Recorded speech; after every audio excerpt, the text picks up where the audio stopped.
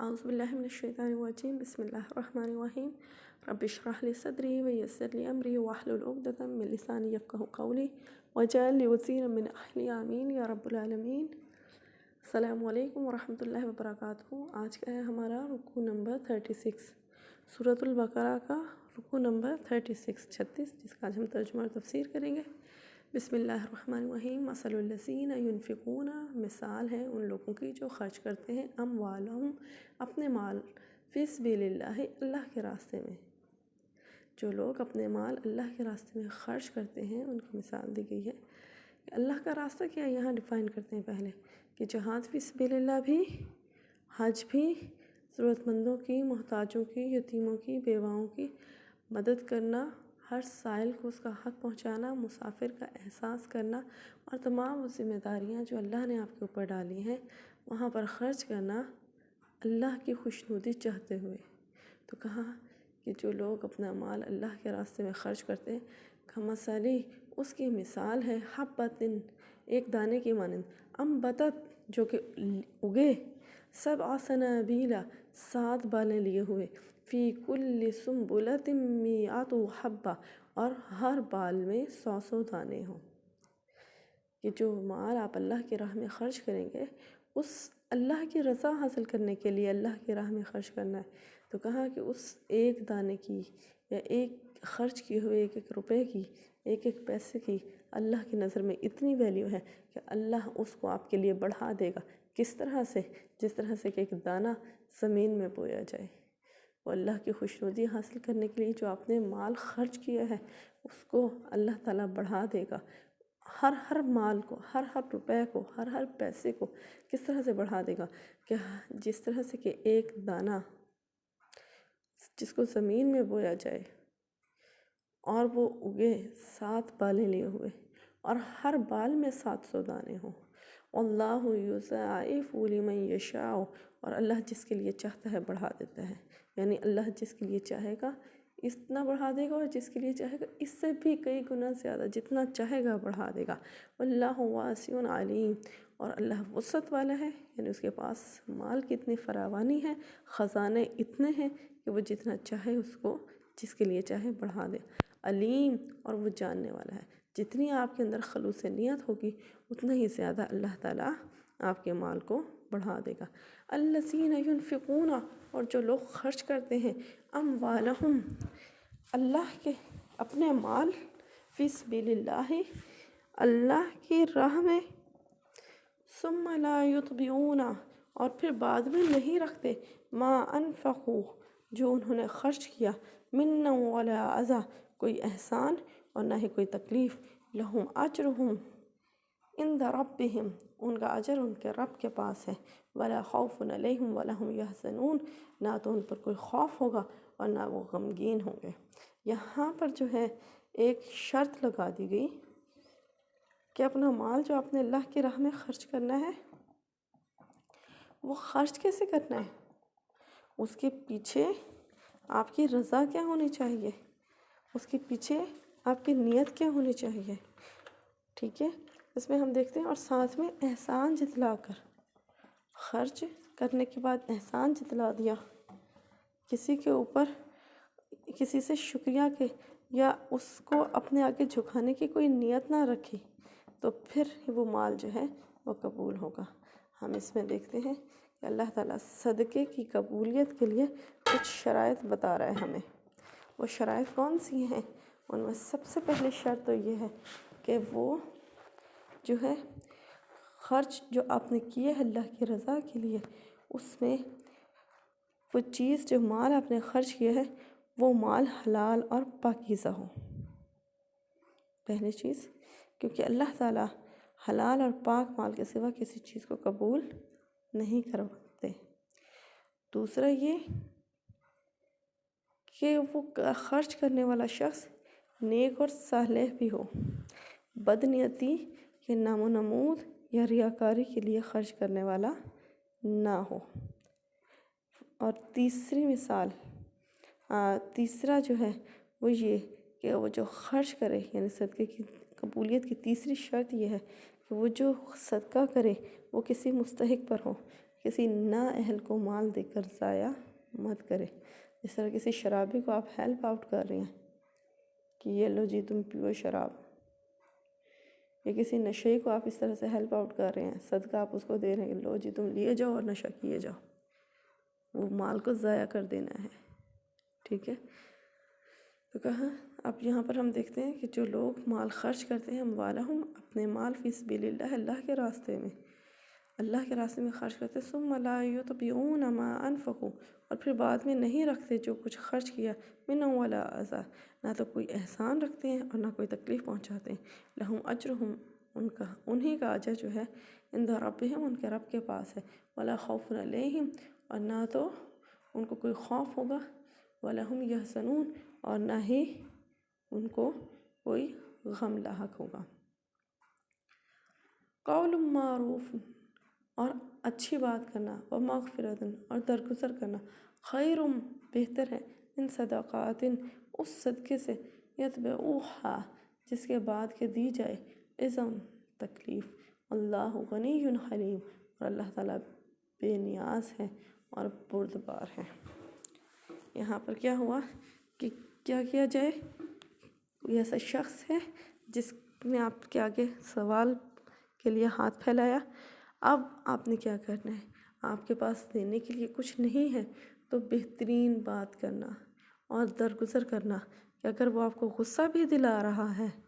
کسی غریب مسکین کو آپ کے پاس دینے کے لیے کچھ نہیں ہے اور کوئی تو ایسے میں کیا کریں؟ کوئی معقول عذر پیش کر دیں،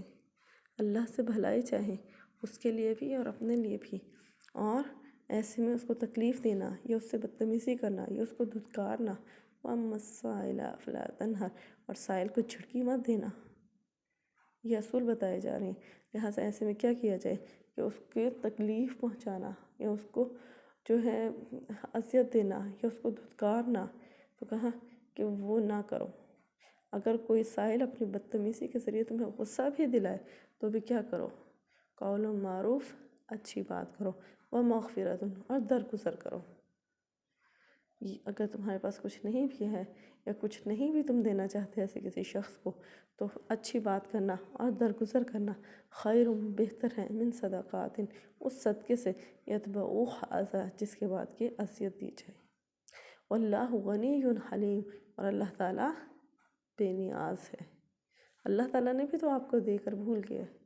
اللہ تعالیٰ بھی تو آپ کو دے کر آپ سے پوچھتا نہیں ہے، آپ جہاں چاہو اس کو خرچ کرو، آپ کو اختیار دے دیتے ہیں، اور حلیم، بردبار ہے،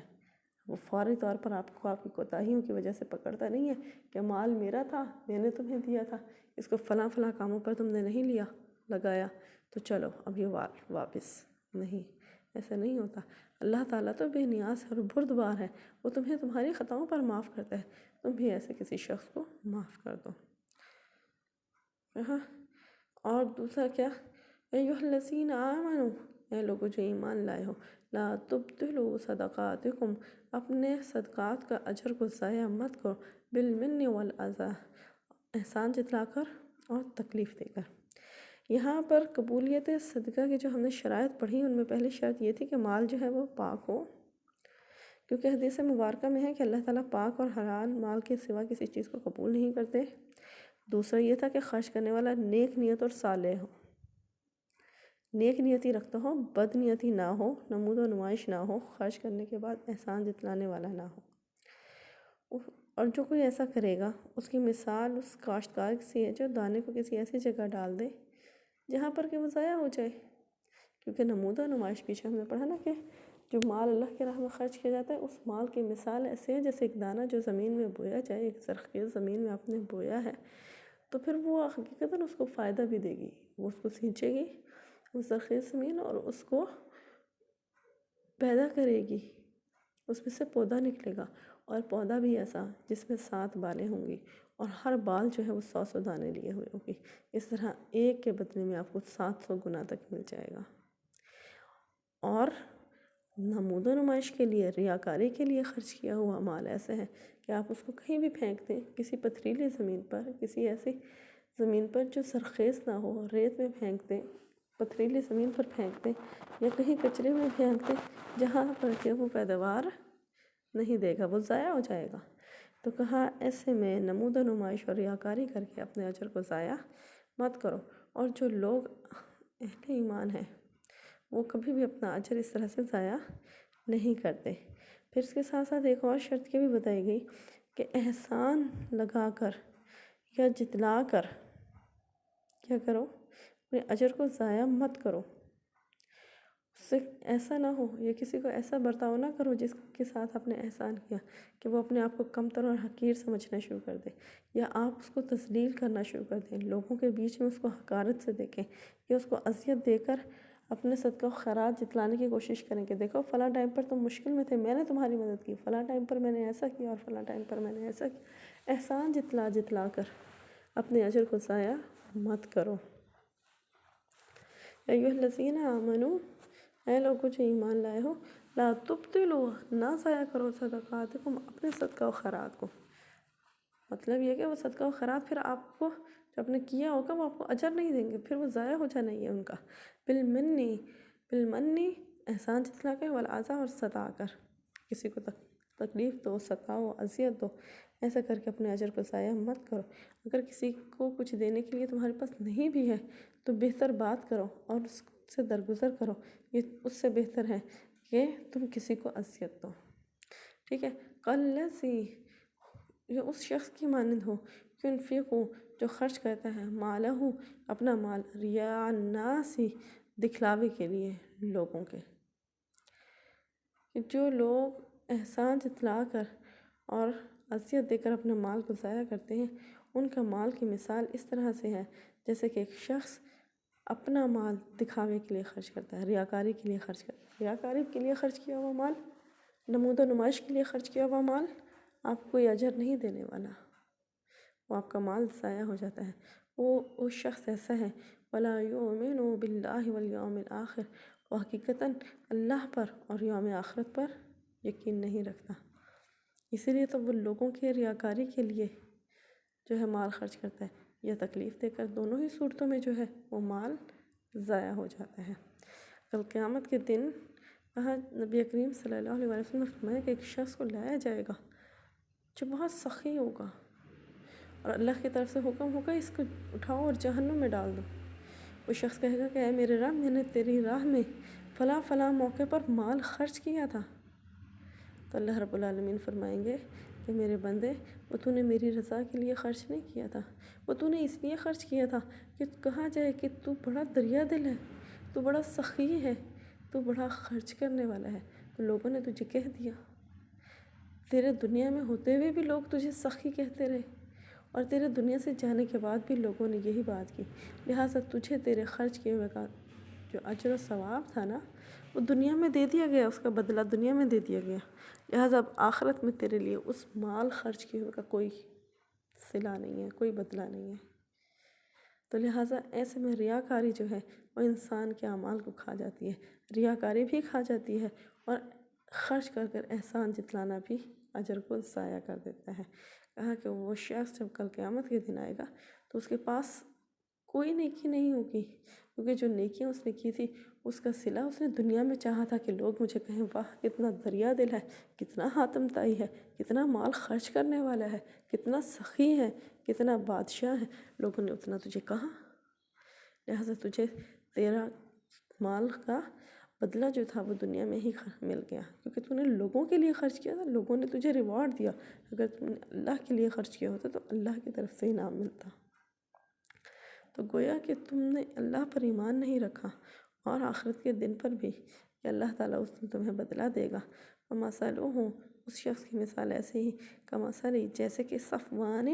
چکنا پتھر ہے، علیہ تراب، اور اس کے اوپر تھوڑی سی مٹی ہے، فَأَصَابَهُ، پھر اس پر برس پڑے، وَابِلٌ فَتَرَكَهُ صَلْدًا،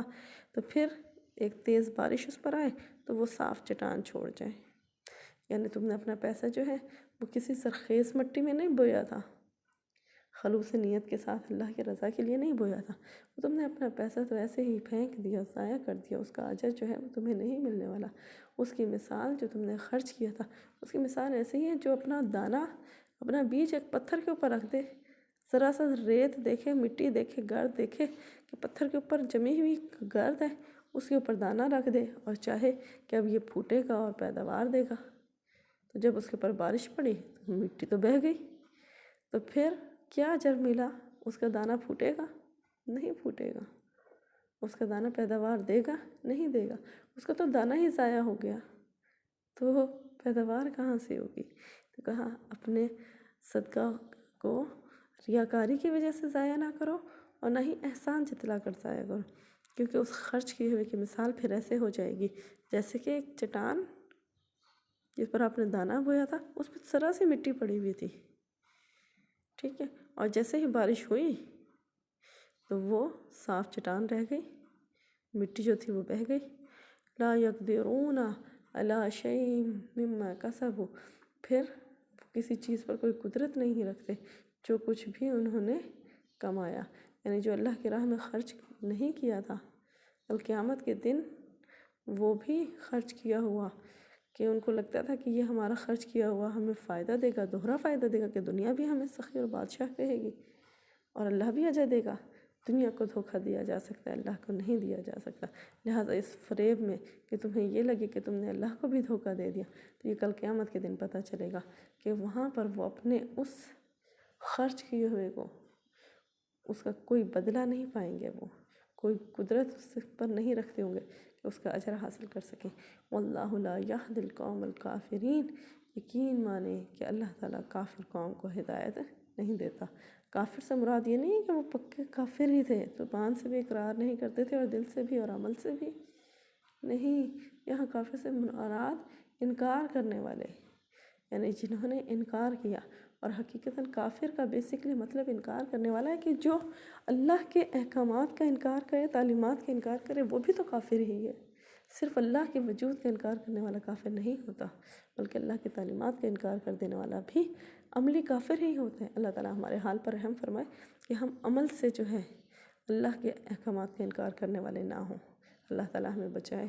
کیونکہ اللہ تعالیٰ جو ہے ایسی کافر قوم کو جو خود سمجھنا نہ چاہے، سیکھنا نہ چاہے، اللہ نے اس کو کافر ہی قرار دیا ہے، ان میں شامل ہونے سے اللہ ہمیں بچا لے۔ اللہ تعالیٰ ایسے لوگوں کو ہدایت نہیں دیا کرتا۔ یہ تو وہ لوگ ہیں جنہوں نے ریاکاری کے لیے، نمود و نمائش کے لیے اپنا مال خرچ کیا۔ دوسرے وہ لوگ ہیں وَمَثَلُ الَّذِينَ يُنْفِقُونَ أَمْوَالَهُمْ، اور مثال جو ان لوگوں کی جو اپنے مال خرچ کرتے ہیں، أَمْوَالَهُمْ ابتغاء مرضات اللہ، اور وہ ابتغاء اسے حاصل کرنا چاہتے ہیں اللہ کی خوشنودی، وَتَثْبِيتًا مِّنْ أَنفُسِهِمْ، اور اپنے ثبات اور یقین کے ساتھ دلوں کو قائم رکھتے ہیں، کَمَثَلِ، ان کی مثال ہے جنات، ایک باغ کی سی،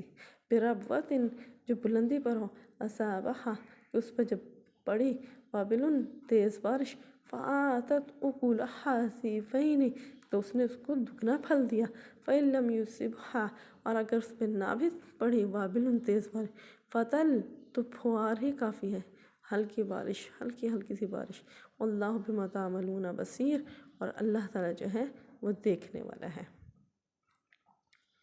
کہا کہ جنہوں نے اللہ کی رضا کے لیے خرچ کیا، ان کے لیے وہ مال جو ہے، جبکہ اپنے دل کے یقین کے ساتھ کہ ہم جو مال خرچ کر رہے ہیں، ہمارے خرچ کیے ہوئے کو اللہ دیکھ رہا ہے، اور اللہ ہم تیری ہی رضا چاہتے ہیں۔ اپنے مال خرچ کرنے کے پیچھے ان کی رضا کیا تھی، ان کی غرض کیا تھی، کہ وہ اللہ کی خوشنودی حاصل کرنا چاہتے تھے، کیونکہ ان کو اس بات کا یقین تھا کہ ان کا رب جو ہے وہ ان کو دیکھ رہا، اور اس لیے کہ ان کے رب پر یقین پختہ تھا، اور اس بات پر بھی کہ اللہ تعالیٰ ہمیں بہترین اس کا بدلہ عطا فرمائے گا، لہٰذا وہ دنیا والوں سے جو ہے نہ تو شکریہ کے طلبگار ہوتے تھے اور نہ ہی احسان جتلاتے تھے۔ لہٰذا ایسے میں کیا ہوا، کہا انہوں نے جو مال خرچ کیا نا اللہ کی رضا کے لیے، وہ ایسے ہی ہیں جیسے کہ دانے انہوں نے سرخیز زمین میں بو دی، پھر وہ پھوٹنے لگے اور پھر بہترین پیداوار انہوں نے دی، اور ایک ایک بال سے جو ہے وہ 700 دانے ان کو مل گئے، یعنی ایک دانہ خرچ کیا اور 700 دانے بدلے میں مل گئے۔ تو کہاں ان کے خرچ کیے ہوئے کی مثال ایسے کہ ایک باغ ہو جو بلندی پر ہو، اور سرخیز زمین ہے، جو بلندی پر باغ ہوتا ہے انتہائی سرخیز ہوتا ہے، اس کو قدرتی بارش لگتی ہے، اور اس کے اندر بہت سی نمکیات ہوتی ہیں جو پیداوار کو بڑھاتی ہیں، ان میں کھاد کا جو ہے استعمال کم ہوتا ہے، کیونکہ فضا کے اندر موجود سارے کیمیکلز جو بھی ہیں وہ کھاد کے طور پر زمین میں بارش کے ساتھ جذب ہو جاتے ہیں، اور بہترین پیداوار۔ کہا کہ اگر ایسے میں اس باغ پر تیز بارش ہو جائے تو وہ دگنا پھل لائے، یعنی جتنا خرچ کیا تھا اس سے ڈبل لائے، جتنا آپ امید کرتے تھے اس سے دگنا آپ کو مل جائے۔ آپ نے امید کی تھی کہ یا اللہ میں نے روپیہ خرچ کیا، مجھے 10 ملنے چاہیے، اللہ نے ڈبل کر دیا۔ آپ نے امید کی تھی کہ اللہ میں نے اتنا خرچ کیا، مجھے اس سے زیادہ ہو۔ اور سب سے بڑا یہ دگنے سے مراد یہ کہ بدلے میں مال بھی ملا اور اوپر سے اضافے میں اللہ کی رضا اور خوشنودی بھی ملی۔ کہا کہ پھر وہ دگنا پھل لائے۔ اور اگر اتنا نہ ہو، تیز بارش نہ بھی ہو، تو ہلکی پھوار بھی اس کے لیے کافی ہے کہ اس کو نمی نمی سے ہلکا سا جو ہے موئسچر ملتا رہے، بارش کا پانی، ہلکی بارش کا پانی اس کو ملتا رہا، تب بھی اس نے پیداوار دی۔ یعنی وہ اجر پھر بھی ضائع نہیں ہوگا، کم سے کم اتنا تو ضرور ملے گا جتنا کہ اللہ نے وعدہ کیا ہے۔ اور دگنے سے مراد یہ کہ اللہ جس کے لیے جتنا چاہتا ہے اجر کو بڑھا دیتا ہے۔ تو کہا کہ اس کے لیے پھر ہلکی بارش بھی کافی ہے کہ پھر اللہ بما تعملون بصیر۔ اصل بات یہ ہے کہ اللہ تعالیٰ دیکھنے والا ہے ہر اس عمل کو جو تم کر رہے ہو، کہ آیا وہ تم نے کتنے خلوص کے ساتھ کیا تھا، اس مال کے خرچ کرنے میں پیچھے کتنا خلوص تھا۔ کہ جس طرح سم ٹائم ایسے ہوتا ہے کہ ہم مال خرچ کر رہے ہوتے ہیں، ہم نے دیا کسی فقیر کو، کسی ضرورت مند کو دے دیا، کسی محتاج کو دے دیا، ٹھیک ہے اس کے پیچھے بہت کوئی خلوص نہیں تھا، صرف یہی تھا کہ چلو اللہ کی رضا کے لیے دے دیا۔ لیکن ایک وہ شخص ہے جو دیکھتا ہے کہ ایک ضرورت مند ہے، حاجت مند ہے، تڑپ رہا ہے، بھوک اور پیاس سے نڈھال ہے، اور اپنے پاس بھی دینے کے لیے بہت کچھ نہیں، تو جو تھوڑا بہت تھا وہ بھی اٹھا کر دے دیا کہ یا اللہ مجھ سے، میرے پاس تھوڑا ہے، مجھ سے یہی قبول فرما لے۔ تو یقین مانیں وہ تھوڑا بھی اللہ کی نظر میں بہت ہوگا، اللہ تعالیٰ اس کا بہترین بدل عطا فرمائے گا، اس لیے کہ اس نے اپنی تنگی میں بھی مزید تنگی اٹھا کر اپنی ذات کے اوپر دوسروں کو ترجیح دی، اللہ کی مخلوق کو ترجیح دی، اللہ کی مخلوق کی خیرخواہی کی، بھلائی کی، لہٰذا اللہ تعالیٰ ایسے شخص کو بہترین بدل عطا فرمائے گا۔ اور کیوں نہ کرے، اللہ تعالیٰ تو تمہارے ہر عمل کو دیکھ رہا ہے۔ اَیَوَدُ، کیا تم میں سے کوئی پسند کرتا ہے، احدکم، کوئی شخص بھی، ان تکون، کہ ہو اس کے پاس، لہو، اس کا، جنات من نخیل و اعناب، کہ ایک کھجور اور انگور کا باغ ہو، تجری من تحتها الانہار، اور اس کے نیچے نہریں بہتی ہوں، لہو فیہا من کل الثمرات، اور اس میں ہر قسم کے پھل ہوں۔ یعنی ایسا باغ ہے جس میں دونوں موسموں کے، سردیوں کے بھی گرمیوں کے بھی، ہر طرح کے موسموں کے پھلدار درخت لگے ہوئے ہیں، اور اس میں زمین میں نہریں جاری ہیں، اور ہر طرف سے اس کو بہترین پانی لگ رہا ہے، اور وہ بہترین پیداوار دیتا ہے۔ اور پھر ایسے میں کیا ہو کہ وقت گزرتا جائے، وَأَصَابَهُ الْكِبَرُ، اس شخص پر بڑھاپا آ جائے، وَلَهُ ذُرِّيَّةٌ ضِعَافٌ، اور اس کے بچے جو ہیں ابھی وہ کمزور ہیں، چھوٹے ہیں، ناتواں ہیں، لاچار ہیں، بے کس اور مجبور ہیں، یعنی کمتر ہیں، کم حیثیت ہیں، کم طاقت رکھتے ہیں، گویا اس کو دوبارہ سے باغ کو آباد کرنے پر قادر نہیں ہیں۔ باپ آباد کر رہا ہے، باپ کر رہا ہے سب کچھ، اور بچے ابھی چھوٹے ہیں، کچھ کرنے کے قابل نہیں ہیں۔ فَأَصَابَهَا إِعْصَارٌ فِيهِ نَارٌ فَاحْتَرَقَتْ، اور پھر تب اچانک ایک بگولا آئے آگ کا، اور وہ اس کے باغ پر سے پھر جائے، اور وہ باغ جو ہے وہ جل کر ختم ہو جائے۔ کیا آپ میں سے کوئی شخص ایسا بننا پسند کرے گا، چاہے گا کہ میری مثال اس بوڑھے کی سی ہو جو کہ خود بوڑھا ہو جائے، اور اس کے پاس ایک ہر طرح کے میووں سے لدا ہوا باغ ہو، اور خود وہ بوڑھا ہو جائے، اور اس کے بچے ابھی چھوٹے ہوں، اور پھر یکدم بڑھاپے کی حالت میں جبکہ وہ خود کسی قابل نہیں رہا، اس کے باغ کے اوپر ایک آگ کا بگولا پھر جائے۔ اب اس کے پاس خود بھی بوڑھا ہونے کی وجہ سے خود بھی یہ طاقت نہیں ہے کہ اپنے باغ کو دوبارہ سے آباد کر سکے، دوبارہ سے لگا سکے، اس کی اصلاح کر سکے اور بہتری کر سکے، اور نہ ہی اس کی اولاد بھی اس قابل ہوئی تھی کہ وہ اس باغ کو جو ہے صحیح کر سکے۔ کیا میں سے کوئی چاہے گا ایسے شخص جیسا بننا؟ پھر وہ مفلس ہو کر رہ جائے، اور پھر وہ سر پکڑ کر رہ جائے، اور پھر پچھتاوا کرے کہ ہائے میرے باغ کا کیا ہو گیا، کہ میری اولاد بھی ابھی چھوٹی ہے، کہ ابھی وہ کچھ نہیں کر سکتی، اور یہ کہ میں بھی اس قابل نہیں رہا کہ بڑھاپے نے مجھے آ پکڑا۔ کیا تم میں سے کوئی شخص ایسا بننا چاہے گا؟ یہ مثال ہے اس شخص کی جو مال اپنا خرچ کرتا ہے نمود و نمائش کے لیے، ریاکاری کے لیے، لوگوں کی خوشنودی حاصل کرنے کے لیے۔ یہاں سے کل جب یہ شخص پہنچے گا اللہ کے حضور تو ایسا کیا ہوگا کہ جب اس کو پتہ چلے گا کہ جو کچھ میں نے خرچ کیا تھا اب وہ خرچ کیا ہوا سارا میرا ضائع ہو گیا۔ اس بوڑھے شخص کی مانند کہ اب وہ خود بھی یہ طاقت نہیں رکھتا کہ دوبارہ واپس دنیا میں جائے اور اس مال کو اللہ کی رضا کے لیے خرچ کرے، کیونکہ وہ مال ہی نہیں ہے اب اس کے پاس۔ اس پر تو آگ پھر گئی، موت کی سختیوں نے اس کو ختم کر دیا، اس لیے کہ جہاں موت آئی وہاں آپ کا دنیا سے رابطہ ختم اور دنیا کا مال و اسباب آپ دنیا میں ہی چھوڑ گئے۔ لہٰذا ایسے میں کیا ہوا؟ اب وہ شخص پچھتائے گا، اور پھر اولاد بھی اس قابل نہیں ہے کیونکہ اولاد کی بہترین پرورش نہیں کی، اس کو یہ نہیں سکھایا کہ اللہ کی راہ میں خرچ کرو، لہٰذا اولاد کی طرف سے بھی اس کو کچھ نہیں ملنے والا، خود بھی واپس دنیا میں جانے کی اس کے پاس طاقت نہیں ہے، صلاحیت نہیں ہے، لہٰذا پچھتاوے کے سوا اس کے پاس کچھ باقی نہیں رہ گیا۔ کذالک یبین اللہ لکم، اور اس طرح اللہ تعالیٰ واضح کرتا ہے تمہارے لیے آیاتی، اپنی نشانیاں، لعلکم تتفکرون، تاکہ تم غور و فکر کرو۔ لہٰذا اپنے مال کو جو ہے اللہ کی رضا کے لیے خرچ کرو، پاکیزہ مال کو خرچ کرو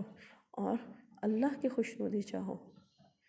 اور خود بھی نیک عمل کرو، اپنے اعمال کی اصلاح کرو، ریاکاری اور دکھاوے کے لیے خرچ نہ کرو، کیونکہ اس کی مثال جو ہے اللہ نے کہا کہ اس کی مثال ایسی ہے کہ دنیا میں بھی کیا ہوا کہ وہ ایک پتھر پر آپ نے دانہ بویا تھا، وہ دانے کو کیا کیا، جیسے بارش پڑی اس کو تو پیداوار دینا چاہیے تھا، لیکن پیداوار کیا دیتا، وہ تو صاف چٹان ہی چھوڑ گیا، وہ خود بھی چٹان چھوڑ گیا، اور جس مٹی میں بویا تھا وہ مٹی بھی ختم ہو گئی، گویا کہ وہ زندگی جس میں آپ نے وہ کام کیا تھا وہ زندگی ہی ختم ہو گئی، اور اس کا کوئی فائدہ آپ کو نہ ہونے لگا۔ یا پھر اس بوڑھے کی مانند جو کہ خود بوڑھا ہو اور اس کی اولاد جو ہے ابھی ناتواں ہے، کمزور ہے، اور اس کا ایک باغ تھا اور بہترین باغ تھا، اور اس کے اوپر کیا ہوا، آگ کا بگولا پھر گیا، یعنی موت کی سختیاں آ گئی، اور موت کی سختیوں نے آدھا بوجھا، اور ایسے میں کیا ہوا کہ نہ تو اولاد ہی اس قابل تھی، نہ اولاد کو ہی اس قابل بنایا کہ وہ آپ کے لیے کوئی صدقہ و خیرات کرتی، کیونکہ آپ نے خود دنیا میں ریاکاری اور دکھاوے کے لیے خرچ کیا، اولاد کو بھی یہی سکھایا، نہ تو اولاد ہی کی بہترین پرورش کی اور نہ ہی اپنا مال ہی اللہ کی راہ میں خرچ کیا کہ گویا کہ وہ ہی کوئی فائدہ دے سکتا۔ لہٰذا اس وقت پچھتاوے اور افسوس کے سوا انسان کے پاس کچھ باقی نہیں رہتا، لہٰذا اس وقت ہاتھ ملنے سے بہتر ہے انسان آج جو مال خرچ کر رہا ہے اللہ کی رضا میں وہ تھوڑا ہے یا زیادہ، خلوص نیت سے ہو، محتاجوں کی مدد کے لیے ہو، غمگساروں کی غمگساری کے لیے ہو، ضرورت مندوں کی حاجت پوری کرنے کے لیے ہو، اور اللہ کی رضا اور خوشنودی سب سے اہم اور اولین مقصد اس کا یہی ہو، تب ہی وہ صدقہ و خیرات جو ہے انسان کو فائدہ دے گا، ورنہ وہ دنیا کا دنیا میں ہی رہ جائے گا، چاہے وہ ریاکاری کے لیے کیا گیا ہو یا احسان جتلا دیا گیا ہو کہ دیکھو میں نے فلاں ٹائم پر تمہارے اوپر خرچ کیا، فلاں ٹائم پر خرچ کیا، ایسی صورت میں کیا ہوگا کہ وہ اجر آپ کا ضائع ہو جائے گا۔ اللہ تعالیٰ آپ سب کا اور ہمارا حامی و ناصر ہو، اور ہمارے صدقہ چاہے وہ تھوڑے ہوں یا زیادہ اللہ تعالیٰ ان کو شرف قبولیت بخشے، آمین یا رب العالمین، اور ہمیں ریاکاری سے بچا لے، آمین۔ السلام علیکم ورحمۃ اللہ۔